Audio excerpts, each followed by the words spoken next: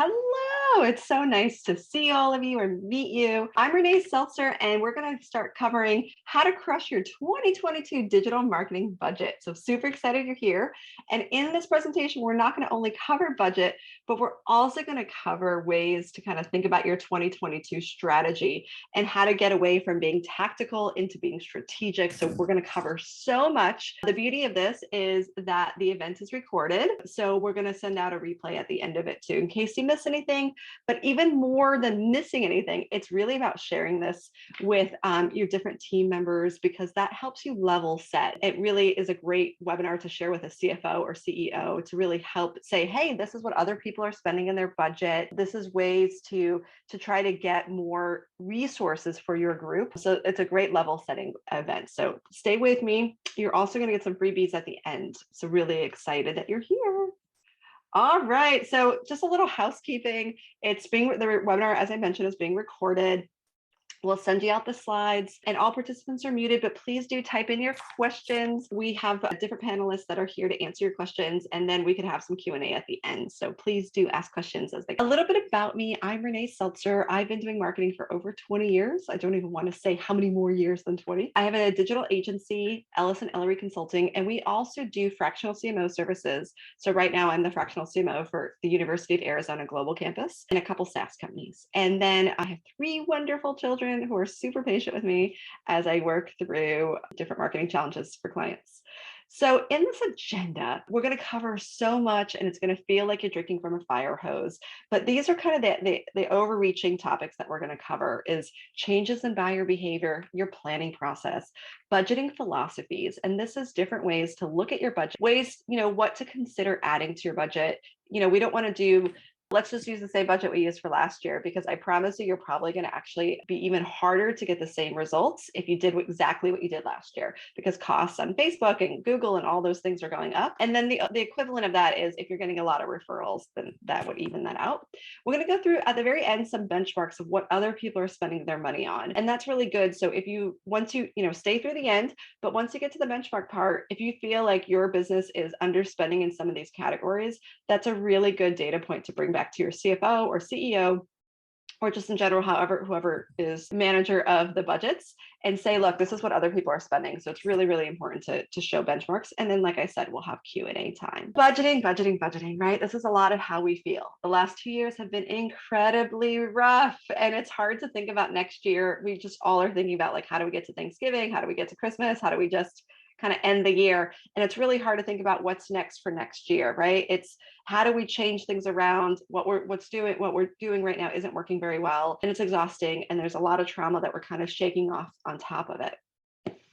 One thing is, everybody has a plan until they get punched in the face. That whole adage, you plan, God laughs. This is where you're going to create a plan, and things are going to go wrong. So it's good to kind of build some of that into the plan. And also, I'm going to share some philosophies on thinking about a strategic plan, but then also going at it with quarterly sprints. So that way you can go ahead and account for these punches in the face that inherently happen in business. Budget is more than a series of numbers. It is an embodiment of our values. And this is where we have to ask ourselves, what are our values as an institution, and how does our budget support those values? And it's a tough conversation sometimes, because values can be said and they come off across like platitudes. So if you really do feel like you have a sense of values in your organization, you got to put money towards those values and show that you support them. Otherwise, they really are just platitudes. And this is something that this is going to be an overarching part of the conversation today, is tactics without strategy is just the noise before defeat. It's from The Art of War. Great. It's like a super small book, but a great book. In my 20 plus years, I worked in tons of universities and businesses. And you really kind of see that a lot of people are working really hard. They're very busy. But what happens is we get so busy that we don't think macro trends. We don't see how the pieces of the organization fit together, because we're just kind of busy with our head down in our worlds and our silos. So this is kind of where we're going to take that big overarching, how do we become strategic in our planning?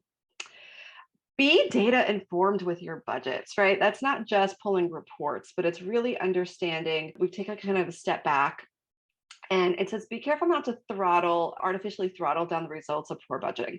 As an agency owner, I see a lot of times people come to me and they're like, I want to spend $5,000 in SEO.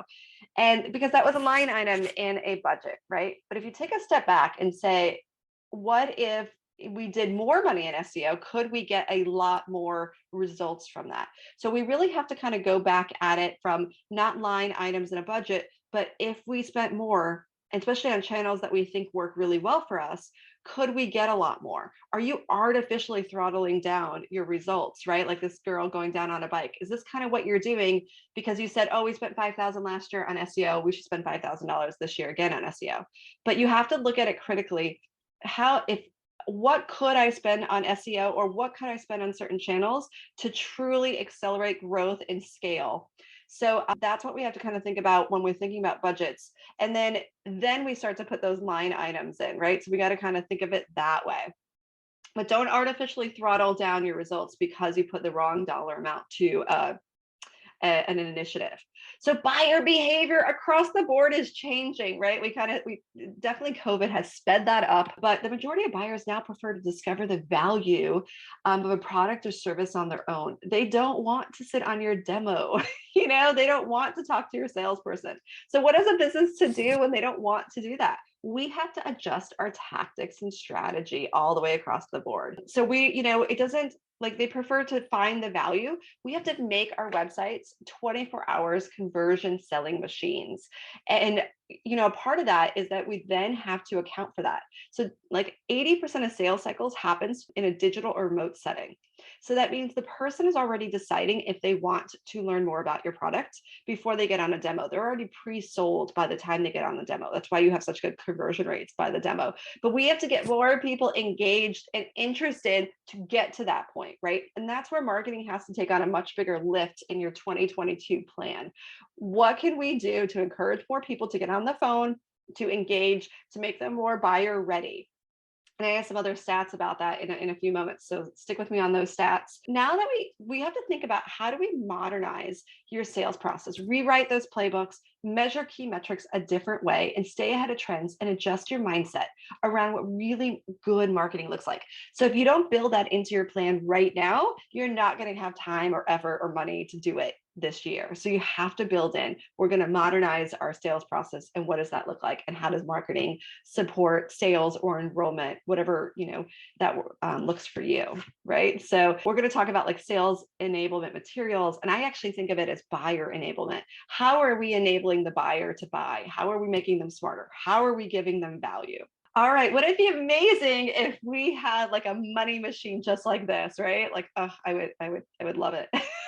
Money and time are going to be a constraint. Even if you're somebody like Coca-Cola, right? You're thinking, okay, well, money really isn't the constraint. Well, it is in time, because you only have so many resources. Even if you use 50 agencies, eventually you just kind of max out on how you could absorb it all. So you're always going to have some form of constraints in how you do your planning. One of the important things to kind of think about with your budget planning is, before you even start, you have to align with business goals, right? Drive more sales from your website could be a possible business goal. But what are some of your other business challenges? If you start to think, instead of doing an Excel spreadsheet with like line items and saying, okay, this is how much we want to spend on creative, this is how much we want to spend on, that becomes very myopic in your planning process. You got to think, what are we driving to? What are we trying to solve for? And then we pull the people in together, and how does each department solve for that problem? And how does that tie up? That's the through line. You solve for business problems instead of just thinking about dollars in Excel spreadsheets, right? So some of the business problems might be lead generation or conversion or retention, maybe brand reputation. Before you can even do those things, maybe you have a real bad brand reputation issue, and you have to overcome that. That's an objective. That's a business problem, because everything else, it's just going to be a leaky bucket if you can't solve for that one. And then there's other things, right? So you got to really figure out, what are the business problems that you're solving for, and that your budget should solve for those things. Not specifically each department comes up with a budget in a silo, which I often see. That's the beauty of having an agency and also being a CMO at companies, in their companies, is that I get to see both sides of the world and have a different perspective on how each side thinks about their world. Rowing harder doesn't help if the boat is heading in the wrong direction. And that happens so often. Everyone really means well and they're working really hard, but they're not aligned to goals. And they're each kind of working through what they think is potentially the focus areas of the business. But we have to get alignment on what the focus is. So we're all kind of going in the same direction. 61% of marketers rank lead generation as their number one challenge. And I bet you a lot of you on the phone, feel free in the chat to share if that's one of your biggest challenges organizationally. But let's have a couple caveats that 79% of leads don't turn into sales. So that's bananas. But this is one of the main reasons, and I'll actually speak to this in a second, is only 1 to 3% of buyers are ready to buy right now. Our entire sales process is based on the lead comes in, the salesperson calls twice, even though at least 3 times is the magic number. And I have this amazing tip sheet on sales strategy. You can send me an email at the end of this or just reply back to one of the emails we've sent you. But I'll send that to you. But one of the things is our salespeople usually only call twice. We don't have lead nurturing set up. So our entire process is about just targeting that 1 to 3% of our leads that are really ready to buy now. And good salespeople, well, they can get it to 11% conversions based on that, only 3% are ready to buy. So some people we could kind of finagle into buying right now. The rest of it, what happens? Nothing. They just kind of become dead, dormant leads.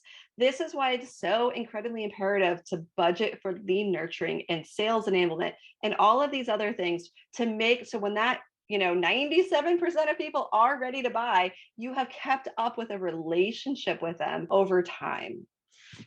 95% of organizations have increased their digital marketing budgets in recent years, and 9 out of 10 expect it will continue growing. So hopefully your budget wasn't the same as it is for 2022 as it is for 2021. So if not, this is where you kind of roll that back up to your CFO or CEO and say, hey, we need more money. Okay, so now we're getting to budgeting, where to actually start when it comes to the budgeting process. That was some kind of background to think about while you're doing your budgeting process.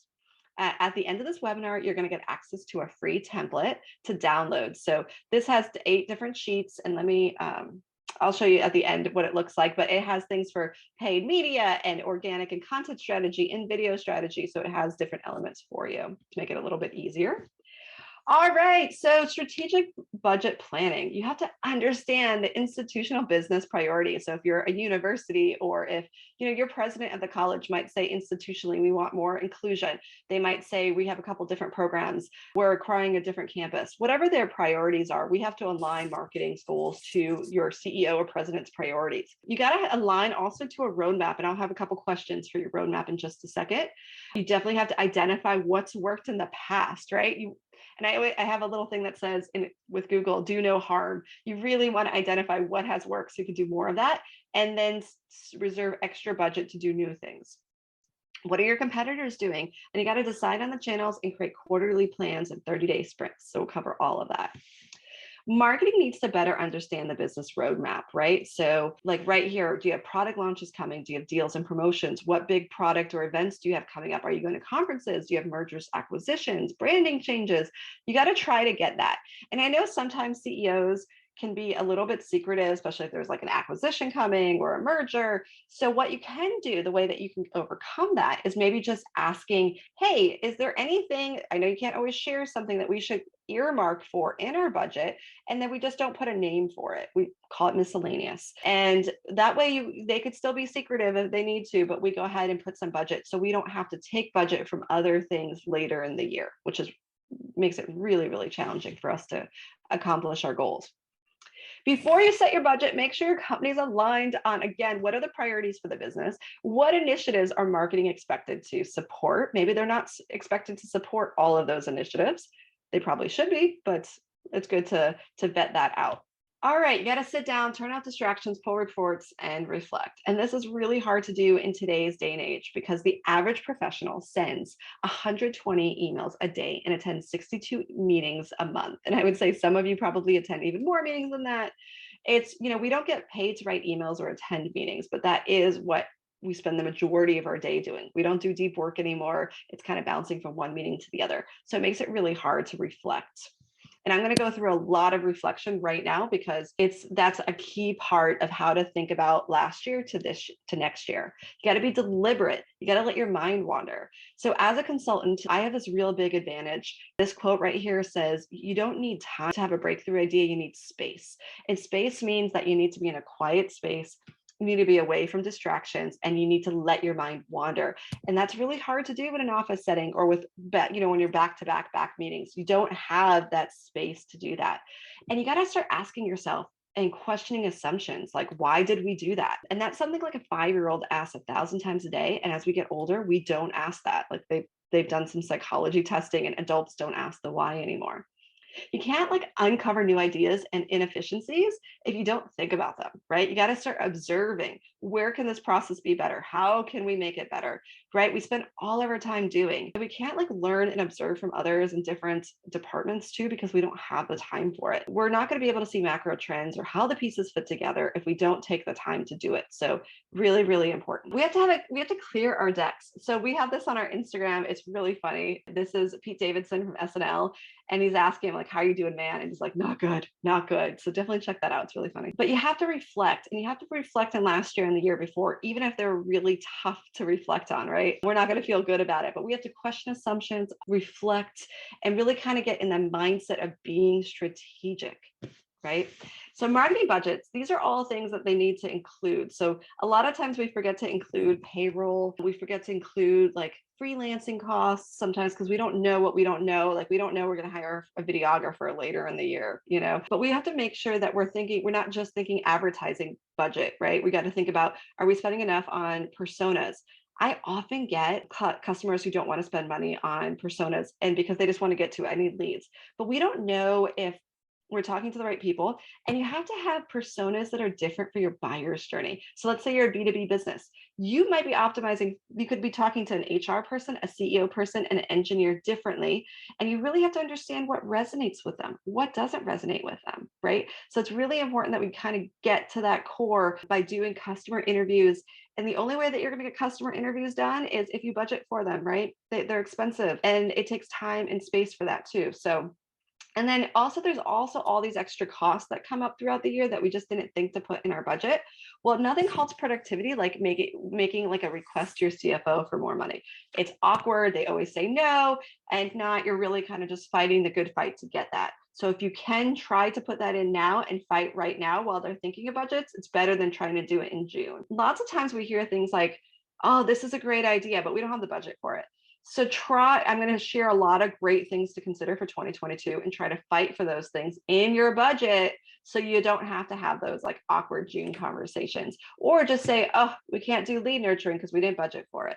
I'm going to show you why lead nurturing is one of those things you have to budget for. You got to tweak your perspective, right? Hold your horses. You got a time to reflect. In addition to the assets and allies, so you got to get input from others, but you really have to get people on your side. You're likely to have negative feedback on some of your ideas. People aren't, the first time people hear something, they don't jump aboard. So you really have to do some pre-work to start to get buy-in before you present your plan. If you just put a whole bunch of new things in your plan and you haven't paved the way to get input from others, they're going to want to poo-poo your idea. So how to allocate budget for digital marketing. Okay, so this is where we're starting to think about goals, right? SMART goals. SMART goals are specific, measurable, achievable, relevant, and time-bound. All of your goals in some way need to tie up to that. And it's hard to do, things like thought leadership. Well, how is it time bound? But you can go ahead and add how many pieces of thought leadership are you going to do? What do you think you might get from that? But it's definitely an arc where it takes it's a slow drift of seeing results for those things, but incredibly important. So it's really important that you tie in. If you don't have metrics from the last few years, now is the time that you budget to make sure that you have the right metrics moving forward. I often hear from so many companies that we don't have access to our data because the student, let's say in higher ed, the student journey goes from multiple systems. Tell your IT person if this is the case and you cannot unify data, which I hear across all kinds of businesses, call them today and say, I need a unique identifier from the moment that person becomes a lead all the way through them becoming a customer. So it's one unique identifier that gets passed from system to system with that person. And that is how you unify data. It's amazing how many companies don't do that. And or they're just having this epiphany now. I'm like, yes, a unique identifier. And that is how you connect them all. You might have to do it like outside and pivot tables and things like that, but you need a unique identifier. So you saw that. And then we're going to talk about quarterly roadmaps to focus on agility, right? You don't want to set up a plan that is so stringent that by, October, it just doesn't make any sense anymore. So you do want to look at them in quarterly sprints. But this is that one step. What I just mentioned before is if you go to a planning meeting and you present your plan, there's a good chance it's going to be denied. So I'm going to walk you through some strategies on how to get your plan approved, right? You got to think about it strategically, but you got to play the game. First, if you're developing a strategy, do not unveil it in the strategy meeting. That meeting is a ratification meeting. That means everybody has bought into it and they're just here to say, yes, I approve of it, right? That might sound counterintuitive, but the savviest professionals understand that meetings are just presentations. They're not up for discussions most of the time. So you have to get people aboard, right? Oh, blank slide. The real work takes place beforehand, systematically briefing key people to their input and feedback and addressing any concerns that might come up. You have to play the game and you have to have a lot of meetings to get your ideas passed, get people to buy into your idea. You don't want someone to have a knee-jerk reaction to something or like, we tried that, we're not going to do it again, which, you hear that a lot. A lot of times when people try things and they don't go that well, it's because it wasn't executed to its full advantage. Not every piece was thought through, or the value prop didn't align, the messaging didn't align. So just because you tried it and it didn't work before, it doesn't mean that initiative couldn't work for you, right? That's a hard part of trying to get like a CEO or a CFO now to understand that, is that things happen. You don't want to be torpedoed because your boss has that knee-jerk reaction, or some key player misinterprets something and just goes ballistic, like, we've done it, that's not going to work. Right. So, and then you don't want to also be flat-footed in that meeting that if someone's going to ask you a question and then you don't have an answer for that. So you really want to do all of these pre-meetings to get to that. Set aside some time to brainstorm and you come up with 90% of the objections that people can possibly ask you when it relates to your budget planning. That's really, really key, right? There's always going to be somebody who throws out a random question. But if you go through the effort to brainstorm possible objections, possible questions, and you come armed with those stats or facts, then people will be like, yeah, that person knows what they're talking about. Yeah, okay, that's approved. Right. But when you don't look like you have confidence, when you can't answer those questions, people are going to be like, you know what, we're not going to try anything different. People are afraid, right? Inherently, it's easier to say no to something than to really kind of open your heart and minds to something different. Marketers have to stop reporting on activities, start reporting on business outcomes. This is why I always kind of tell people that you need to align your business, your sales and marketing, or marketing and enrollment, depending what business line you're in and industry. The biggest mistake you can make are with metrics. A lot of times businesses are actually measuring too much. There's that noise, right? You got to drive yourself crazy. You suffer from data fatigue, and at the end, you're distracted from the day-to-day marketing, right? I work with a company that they produce so many beautiful reports in PowerPoint, and they send them out that the team is actually spending the majority of their day on reporting, as opposed to actually deep work and trying to solve for problems. So catch yourself. What are the key metrics we really need to look at? And those are the ones that should be reported, right? And make sure those metrics align with your overall marketing strategy. I hear a lot of times that marketing is aligned on leads or MQLs, marketing qualified leads, and those don't convert necessarily all the time. And they said, well, I hit my lead quota, I'm out, right? And this is where you get like the people that say, I need more sales. Well, I need more leads. I need more sales, right? Ultimately, we need more predictable revenue. So what are you doing to align those two departments in performance goals as opposed to each one running at their own goals? Open your mind, right? Keep your budget flexible. So you really have to go into it with quarterly sprints, and I'm going to kind of cover those right now. You want to focus on agility, right? Quarterly plans have focus areas, clear defined marketing initiatives, budget, quantifiable goals, hypothesis and assumptions, and defined owners, right? So when we onboard a new client, yes, we talk through strategically their plan and we help them come up with that, but we also focus that on what are we going to do per quarter, and then how do we create them into 30-day sprints. It's easier to manage. It's also easier to pivot your strategy as needed. All right, so now we're getting to the nuts and bolts of creating that Plan. One of the key elements of creating your plan is you have to do competitive reviews, right? What are your competitors doing? And then, Dave Gerhardt and Chris Walker always say there's usually a lot of inefficiencies that are overlooked with planning. So it's also really good to look at where were inefficiencies. Can you improve those conversion rates? Can you do other things that are different in your plan? All right, so you can't connect the dots looking forward, but you can connect them looking backward. So you have to trust that the dots will somehow connect in the future.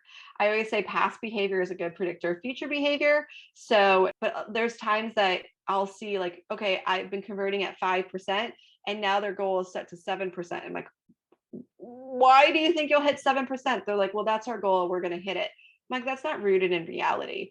And even if you throw out a lot of like lead nurturing and sales enablement, you haven't actually done those things yet.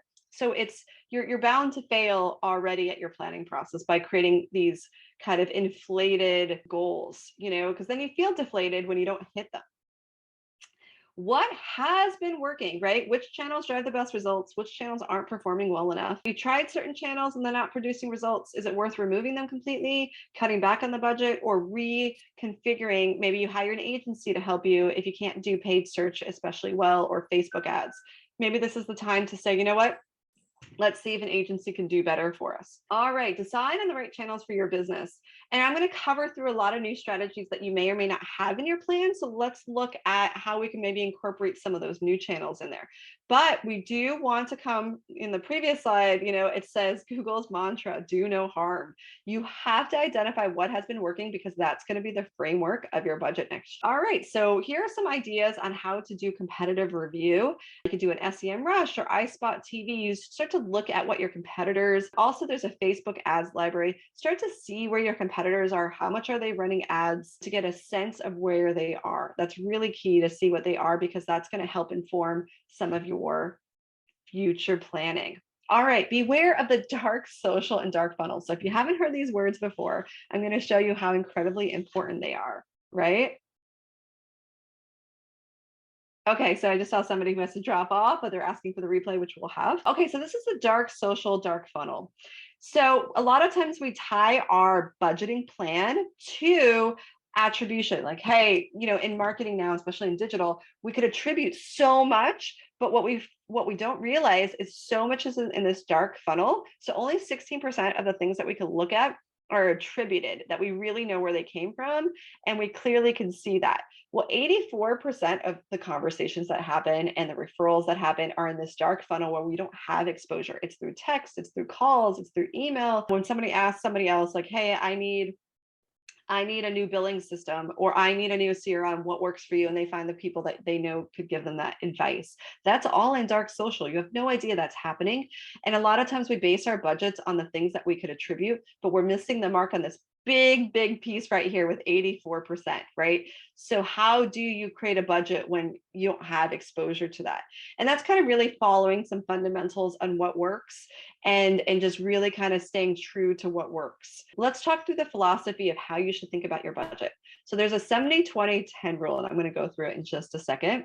70% of your budget should go into tried and true tactics. So that's where we looked back at what worked last year and how do we do more of that this year. So 70% is going to be the things that give you the kind of the bare bones of your results of your plan, right? You want to double down on these if you can. Like I mentioned, maybe you can get more out of SEO. Maybe you can get more out of certain channels if you spent more money. Do TV work for you? And those are your tried and trues.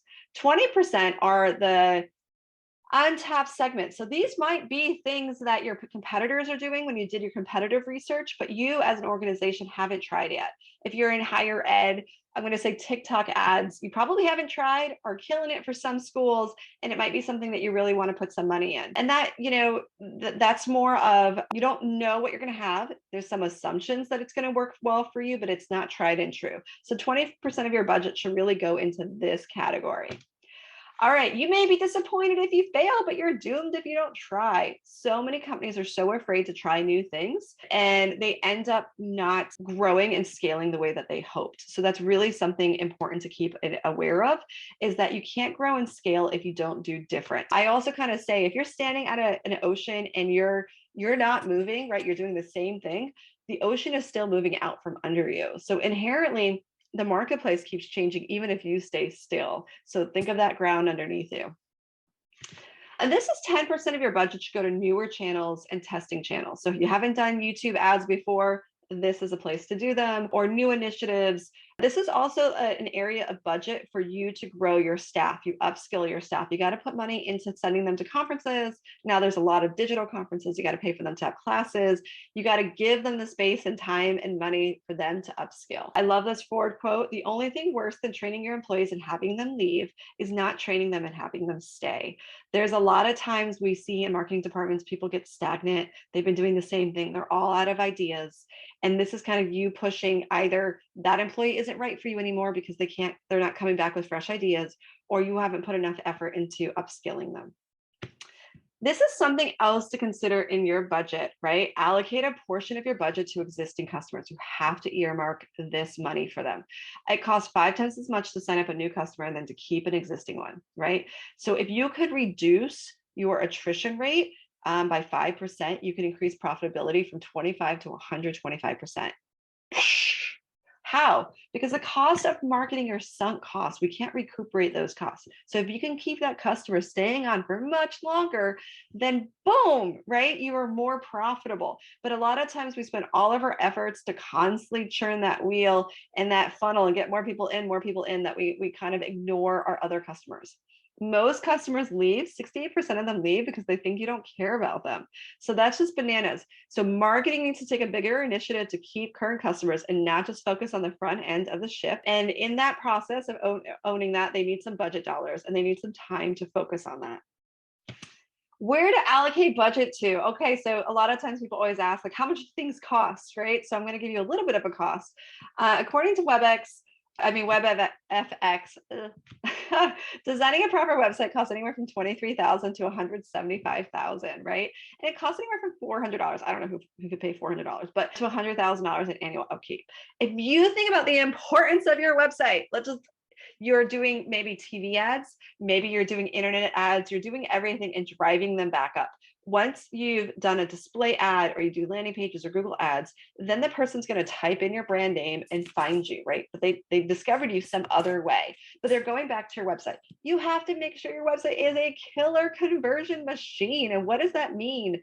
How do you make it a killer conversion machine? And that's where you got to put the time and the effort to make it amazing at conversion. And if you don't feel like you have the resources to do that, you got to find companies to help you with that. But that is the number one goal for 2022 is how do you make your website a conversion 24-hour salesperson? 62% content marketing is 62% more effective and generates 3 times more leads than outbound. Outbound is paid search, paid social. So you got to do a lot more content strategy and development. And what does that look like? And I'll cover that in just a second. And you got to leave a budget line item. Nobody does this. So as an agency owner, I'm going to tell you, you got to put a big budget line item for content distribution and repurposing. If you build it, they will not come. Like you're like, well, I redesigned my website. Where are they? If you put a blog post out there, they will not come necessarily. It's how you market that. How do you get it out there? And then once you create that, how do you create it differently by turning that piece of content into a video, by turning that piece of content into multiple different things to keep encouraging people to come back. Something else that nobody really accounts for and is sales enablement. I actually like to call it buyer enablement, but it's how do you enable the buyer? How do we move someone down the process and support sales with the right pieces of material? Is it an enrollment tour? Is it different videos from your business? Is it just how do we make them a better buyer and build value? And how do we help them solve for problems, right? Nobody buys things for the sake of buying things. They're buying things to solve a problem. How is your marketing and sales enablement, like a sales support materials, helping them solve a problem and showing them how your product solves that problem, right? Then you've got like lead nurturing. Again, nobody budgets for this. And it's like, one of the most important things. If only 1 to 3% of buyers are ready to buy right now, why are we not all throwing all of our time and effort into getting more of those leads to convert long term, right? Referral gifting and campaigns, that's just something you need a line item for. You need to ask for referrals. Sometimes you have to incentivize them, or you have to create campaigns. Even if you don't incentivize them, you have to create campaigns that cost money to get more referrals. So budget for that. And you got to support customer retention, because I showed you why it was so important. And then in general, you got to do more video marketing. And I'm going to show you some of the stats, right? I've been talking so much. So I hope you're sorry. Like I said, this is like drinking from a fire hose, because there's so much to cover. But these are some areas that nobody puts enough money in, and it ends up strangling the business in so many different ways. IT, there's constantly constraints about IT. Oh my gosh. People always say like, we can't do integrations because of IT. We can't do this because of IT. We have to solve for that. IT can't be the constraint that stops marketing from moving forward. So we got to figure out from an organization, how do we budget for that, and push as a marketer or as a strategic leader in the organization, say, hey, I need IT to do a much better, we need to put more budget towards IT. I cannot have it be another constraint. Marketing technology, this is a cost that just keeps skyrocketing. So you got to plan for that. You got to plan that you're going to need new tools, new techniques. There's times that I'm like, all right, let's go send out a text message. Well, we need a new tool for that. So those are all under the marketing technology realm. You got to have a really good CRM system, all of those things, but make sure you plan for it. This is one that people do not plan for, is CRO, conversion rate optimization. Okay. That is where you get your website, where you get your landing pages, and how to make those convert better. So you're spending more money on Facebook, you're spending more money on Google, but you know what? You're probably not putting the effort to make sure that when they land on that landing page, it is going to be a conversion machine. We got to get those conversions up, because the cost for media is just going up. So you have to keep testing. And sometimes you have to put 15, 20, 30, 40, 50,000 in CRO. And it's going to be worth it, but you have to budget for it. And it's one of the most important things, but overlooked in budgets everywhere. All right, content repurposing. So I kind of mentioned that people don't put enough effort and time into this, but this is where you have infographics, you have studies. I'll give you an example. For this webinar, not only do I host the webinar, we're going to then put it on replay, right? And then promote the replay, but then we're also going to cut this webinar into little snippets of like tidbits and give them back out on LinkedIn and other social media. So what we're doing is repurposing this webinar to give it a lot of leg. Outside of how many people attended today, I might get 100-fold increase in the value of this webinar through the things I do through repurposing. So it doesn't even matter to me how many people attend the actual live webinar, because I can have 10x people watch it in replay, and that actually shows to be the case. But then how do you keep repurposing this into multiple things? There's a blog post for it. There's all these different things. All right, so that's repurposing, but you have to budget for it. And it goes into the realm of content development, but it needs to be another line item of content repurposing and distribution. Okay, so we talked a lot about the value of lead nurturing, but let me show you these stats. So if you do not have a budget line item for lead nurturing, I need you to go to your CFO and your CMO and everybody else, whoever might be a hindrance to saying yes to these line items, and show them these stats.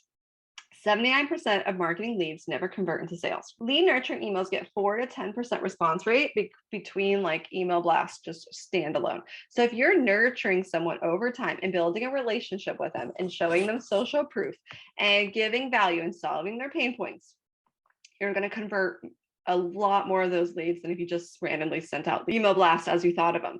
And leads are 9 times more likely to convert when businesses follow up within 5 minutes. Again, make sure you get that downloadable sales sheet, because it has all those stats in there. All right, let's talk through the importance of video content marketing. You need video. If you leave with a couple things, you need sales enablement, lead nurturing, and video in your 2022 budget, right? So viewers retain 95% of a message when they watch it in video, compared to 10% when reading it in text. Social media posts that contain a video have 48% more views. So this is where that repurposing, you still have a blog post, but now you're injecting a video into that blog post. 66% of marketers who have started marketing on TikTok have reported success. And customers are 84% more likely to purchase after watching a product video. So do more video. The importance of storytelling and marketing, especially if you're in B2B, this is often something that's overlooked. And even in higher ed, it's often overlooked the way that it should be. According to Headstream, 55% of people considering buying from a brand, they love their brand story. What is your brand story? And we have branding workshops. So if that's something that you need help refining, we could set up a workshop with you. But 44% will share their brand story with others. That's brand advocacy. If they believe in what you're doing and you've done a good job, if you ever want a good example of this, Charity Water, epic. How they do storytelling, and it's a full charity. It's about giving water to the folks in Africa, and they ask for donations. It's epic on their storytelling, and 15% will buy immediately. All right, some more stuff on storytelling, right? You're making an emotional connection of the why. Why should I buy your product? If you don't know why I should buy your product, they're definitely not going to know, right? So, and we're story people. We learn through story. So what is your story? And this is just something I actually added in last night when I was going through this presentation. This is the importance of branding, right? Even I'm a lead generating marketer. I'm demand gen. I have been in the lead gen space for 1,000 years. But the importance of branding is so often overlooked. We're very much in direct response now. But I wanted to show you. So in the yellow line here, is direct response, right? It's activation, it's sales activation. The branding line, look how anemic it is compared to this one, right? Immediate results. It's very anemic. And then look where it gets to after, a year, like 6 months to a year to 2 years. So for the first 6 months, your CEO is totally going to fire you because you're not having the results. So you have to do some combination of both, and it's hard to find the money to do both. But if you, even in B2B business, you have to do branding and you have to do storytelling in order to really, really grow. So this is where it shows in. It's from Marketing Effectiveness in a Digital Era. There's a great video on this on YouTube. Be sure to watch it. It's amazing. And you have to get the whole business to buy in that we can't be completely direct response. This is one of the things, a part of it is, if you look, this is kind of where I was trying to point out, it's very anemic and it's very sad and pathetic. So that's why people don't do it as much as they. If you send us an email, I'm happy to send this to you. I wanted to go ahead and kind of focus on the sales funnel for a second, right? Don't neglect to invest at the top of the funnel. You won't see the returns as quickly, but your sales funnel a year or two down the road will thank you. So these are people who aren't specifically, like, if you type in a Google search and it says, I want an online degree now, that's very lower funnel, right? Upper funnel things are like, what do I do with my life? Or, or upper funnel could be a lot of other things. Like they're solving for a bigger problem and you're helping to educate them down to your solution. But don't, this is a great funnel. And plus in here, we have a lot of different things like tip sheets, what to do at each part of the funnel to move someone down. In the consideration phase, this is the middle of the funnel. Webinars and videos and testimonials and case studies are really kind of what, once they have a better sense of what their problem is and how you're solving for it, that's when you do those things. But up here, it's more like broad range, like podcasts and, different newsletters and press releases, lead magnets, but you're not necessarily honing in on exactly your product or service. You're solving for a bigger problem and you're trying to educate them on exactly, you're naming that problem. Sometimes we don't know what the problem is or how to solve it. So you're trying to help them get, how are other people spending their marketing budget? So this is where we get to, how are other people spending their marketing budget? This is marketing budget benchmarking. It's really important to understand how much people are spending in other areas of their budget, because it's like a level set, right? If you don't know that, then you can't go back to your CEO and say, we are grossly underspending. This gives you the ammunition to know how to get more budget dollars for your business. According to the Small Business Administration, if you're making less than $5 million a year in sales, you should be spending 5 to 8% of your gross revenue for marketing and advertising. That's gross revenue, okay, not profit. Your net profit margin after all expenses is in the 10 to 12% range. But I would like to caution you and think about this. Marketing should not just be viewed as an expense, it's an investment. So some of the companies I work with really outspend this and they start to see dividends. So instead of doing this kind of, like I said, anemic spend and 8 months from now, you're still getting kind of frustrated that you haven't moved the needle, let's go ahead and see if we could spend a lot more quicker in these sprints to really kind of catapult you up. Right? It's something to think about, that if you're just doing these like small spends, you may not get where you need to go quick enough. Here are some other ones. This is from Marketo. 40 to 50% of people's marketing budgets are spent in campaign planning and content creation. 20 to 30% goes into paid advertising. 10% goes into this kind of like upskilling benefits. Another 10% goes into software and tools, and 5 to 10% in events. Just it's good to see the benchmarks to see how your specific business is comparing to this. And each business may spend, some companies might spend 70% of their budgets in events. And I would caution that you may want to start to reevaluate how you're spending that. Are you doing enough lead nurturing? Are you doing sales enablement? Are you doing video? Can you do more of the experience remotely to support the events that you're doing? So I would say maybe your mix needs to get reevaluated. In 2019, there was a survey that said people are spending about coming up 66.8% of their budgets on digital. So just see how that compares to your budget spending. Online video, because is more than doubling in numbers and investment. So if you don't have video as a line item, or if you're not growing your line item for video, this is a good talking point to come back to your leadership and say, we got to put more money. Social media is going up, obviously, and just digital marketing in general keeps going up. So that's where people are shifting their dollars to. On average, according to WordStream, people are spending about $9,000 to $10,000 a month in ad campaigns on Google or paid search. And that really varies per business. Some universities are spending $1 million. Some B2B companies aren't spending any money on Google ads because they haven't figured out how to get it to work. So it varies, but there's probably still opportunity because those people are lower funnel folks that are actively going out of their way to search for something. 46% of their marketing budgets are content creation. So that kind of reinforced what Marketo was saying. If you're not spending a good chunk of your budget on creating blog posts and redistributing them and just content in general, then we need to talk. All right, so what social media platforms do most companies use? This is according to a HubSpot State of Digital. The beautiful thing is, most people are now spending most of their money on Instagram. It used to be Facebook just a year ago. YouTube, you could see this number is really skyrocketing. If you look even 1 year, or actually 2019, I should have had a comparison. It was very small. YouTube is still a great value because creating videos for companies is really, really hard, and it doesn't have to be, but it is.